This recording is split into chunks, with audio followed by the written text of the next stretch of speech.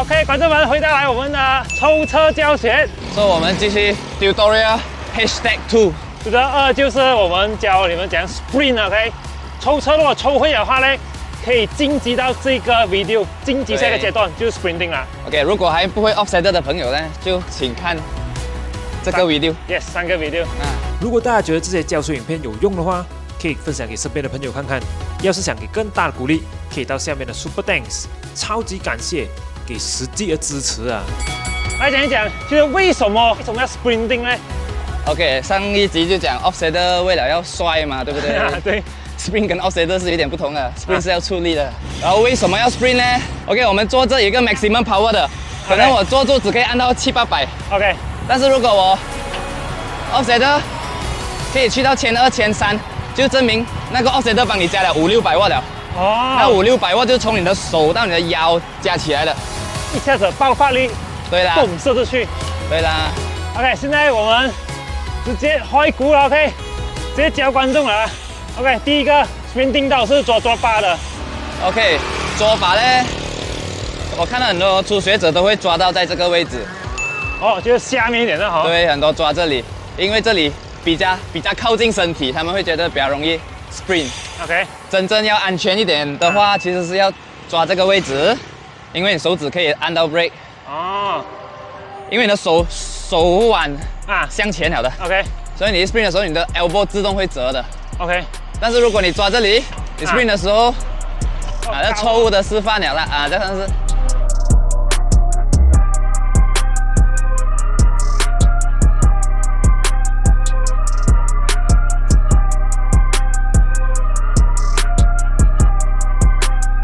真正你看那种其他 video 教你们正式示范都是这样子折的，因为我们抓这个位置。对对对。所以它就自动折。就自动，好像 L win 这样了。哎呦，继续那个身体有什么要注意的？还有一个比较抽象的想法。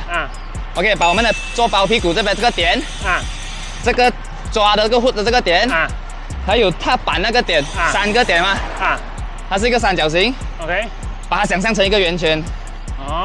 然后 sprint 的时候就把这个圆圈向前转一点。是不是很抽象哎？所以当我们 offset 的时候，抓这个点移下来了 ，OK， 然后屁股也上来了 ，OK。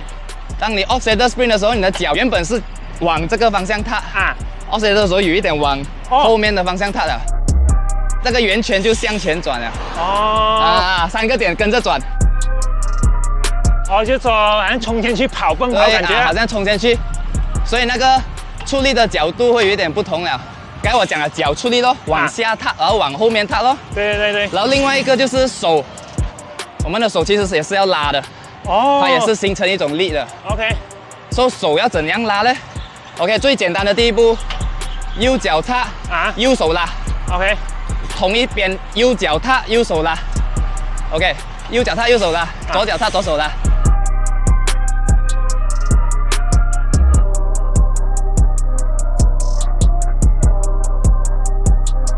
你就会形成那个脚车在摇了的。OK。至于拉多大力，看你的手了，还有你的脚的协调了。OK， 力那个就比较难教了，要看个人的，每个人的手的力不一样。OK， 但是方向呢，所以我们是往上面、往里面拉的。OK， 那个方向是，如果我在右手的话，大概在一个11点、10点的方向拉的。这抽上去样子。对，抽里面、抽上面、里面。然后左手就是不同了，左手就是1-2点哦。上面、里面。OK。当你抽的时候，你就会 feel 到那个你会拉你的车左右了的。然后刚好又出到力的，大概就是这样了。刚才有讲到那个手 elbow 不够力的话，你 sprint 不到嘛，是不是？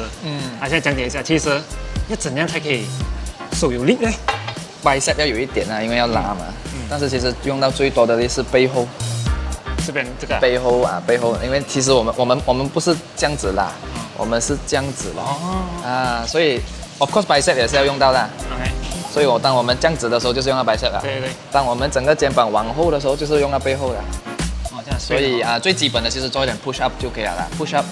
然后 for 这个呢 ，for bicep 呢，就平时拿水壶，就其实都够了啦，不会讲很需要到很大力的bicep啦。如果假设中的话，可以拿自己脚车啦。例如，可除了这个不高，我觉得是不是也需要做点 core 呢？左右是不是？因为 sprint 的时候我们需要有盯着，就是我们的 core 其实是要有用到左右的力，所以单单只是做 plank 就不够了。plank 其实是给我们可以盯着趴的姿势更久，对，那个是 plank。对对。So for sprinter 呢，我们还要做 bicycle 啊 ，bicycle crunch 啊，你上网找到有。OK。然后还有另外一个就那个 twist 哦 ，Russian twist 啊，你可以去找啊。这边啊。对啦，其实这两个动作有做就够了的啦。OK， 还有一个就是我们 sprint 的时候呢，我们的身体要抓哪一个重心。OK， 如果稍微上山的话呢，我们的身体是可以去到很前的。去到很前的，后面轮也不会跳，因为我们上着山。OK。如果是平路，我们的身体就要后回来一点。要在中间这样，因为如果太前平路的话，后面的轮就会跳了。后面轮也会。当你出力的时候，因为重心跑去前面了。对。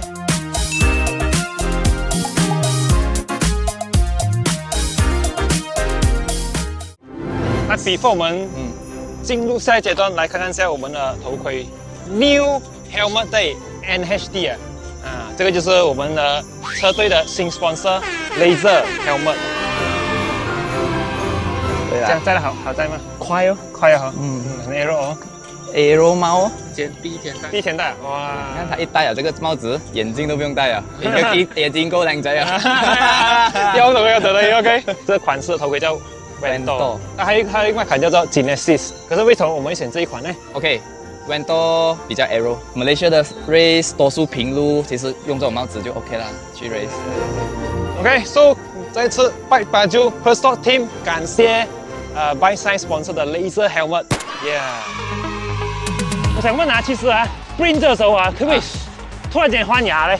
可以的，一定要的。一定要咩？我怕脱链哦，掉链哦。这个就是要讲最长的一个环节啊。OK。首先 before 讲换牙呢，我们先讲 sprint 之前要用什么 cadence 什么 gearing。OK， 来。当然这个是每个人不一样的啦。但是它有一个大概的啦。OK。